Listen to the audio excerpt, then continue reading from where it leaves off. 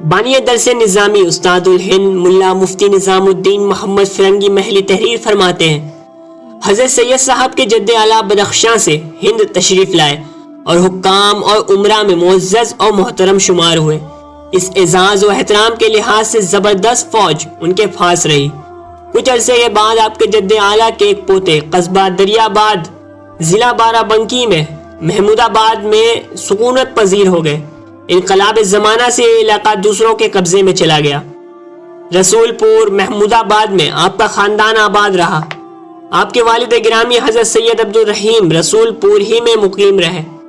حضرت سید عبد الرحیم کا نکاح حضرت شیخ عبد الملک قدوائی زمیندار بانسا کے دختر نک اختر کے ساتھ ہوا۔ حضرت سید عبد الرحیم اور آپ کا پورا خاندان رسول پور میں جب زمینداری کی زندگی گزار رہے تھے تو یہ مغل بادشاہ نور الدین جہانگیر اور شہنشاہ شہاب الدین شاہ جہاں کا عہد مبارک تھا۔ شہنشاہ شہاب الدین شاہ جہاں کے عہد میں حضرت سید عبد الرحیم کے گھرانے میں تیسرے صاحبزادے کی ولادت ہوئی، جس سے اس خاندان کی تاریخ کا ایک بالکل مختلف دور شروع ہوا اور ایک نئے باب کا آغاز ہوا۔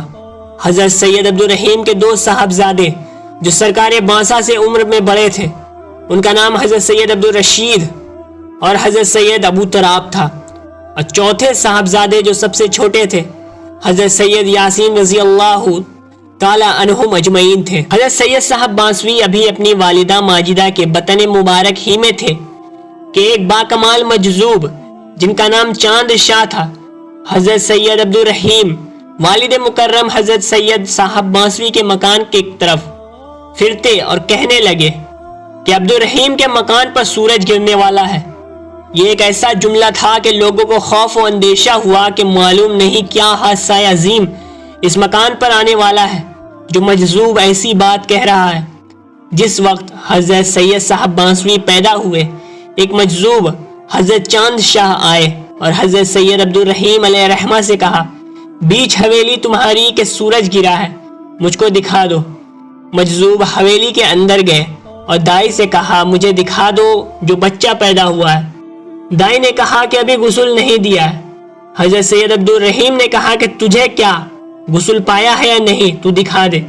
جب دائی حضور سرکار بانسا کو مجذوب کے سامنے لائی تو مجذوب نے اپنے دونوں ہاتھ جوڑے اور پچھلے پاؤں ہٹتے اور یوں کہتے جاتے، جہاں سے یہ سورج اگا ہے اور جہاں است ہوگا وہاں تک جوت اس کی پھیلے گی، یہ جہاں سے یہ آفتاب طلوع ہوا ہے اس وقت سے اس آفتاب کے غروب ہونے تک برابر اس کی روشنی سے عالم منور ہوتا رہے گا۔ مجھے تاب نظر نہیں ہے کہ اس کے جمال کو دیکھوں۔ پھر مجذوب نے کہا، جب آفتاب طلوع ہو گیا تو اب چاند یعنی چاند شاہ کے غروب ہونے کا وقت آ گیا۔ یہ کہہ کے واپس چلے گئے۔ پھر ان کو کسی نے نہیں دیکھا۔ مشہور ہے کہ غازی پور کے جنگل میں لوگوں نے ان کا جنازہ دیکھا، وہیں ان پر نماز جنازہ پڑھی گئی اور دفن کیے گئے۔ یہ غازی پور وہی بستی ہے جو شہر لکھنؤ کے قریب ہے اور اب تک اس کو غازی پور کہا جاتا ہے۔ لکھنؤ سے 2-3 کوس کے فاصلے پر بانسا اور بارہ بنکی میں واقع ہے۔ جب حضور سرکار بانسا کی عمر مبارک 7 سال کی تھی، اپنے وطن رسول پور میں بچوں کے ساتھ کھیل رہے تھے کہ دریا آباد کے راجہ کا لشکر اس طرف سے گزرا۔ دریا آباد کے راجہ اور آپ کے والد بزرگوار حضرت سید عبد الرحیم علیہ رحمت اور رضوان سے زمینداری کے بارے میں کچھ رنجش تھی۔ حضرت سرکار بانسا کو تنہا پا کر اس خیال سے پکڑ لیا کہ اپنے صاحبزادے کو چھوڑانے کے لیے حضرت سید عبد الرحیم راجہ دریا آباد سے کچھ دبیں گے۔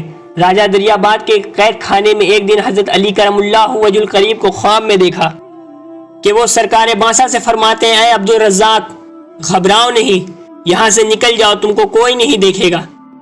اس کم عمری میں حضرت سید صاحب قید خانے سے نکل آئے اور ایسا ہی ہوا کہ نہ کسی نے نکلتے دیکھا اور نہ ہی دوبارہ گرفتار کیا گیا۔ یہ مرتبہ ہے حضور سرکار بانسا علیہ رحمت و رضوان کا بچپن کے عالم میں۔ یہ تھا مختصر سا واقعہ حضور سرکار بانسا کی ولادت کا اور ان کی کم عمری کا۔ امید کرتے ہیں آپ کو ویڈیو پسند آئی ہوگی۔ ویڈیو پسند آنے پر شیئر کریں، لائک کریں، کمنٹ کریں۔ مزید ویڈیوز کے لیے ہمارے چینل فیضان پنجتن کو سبسکرائب کریں۔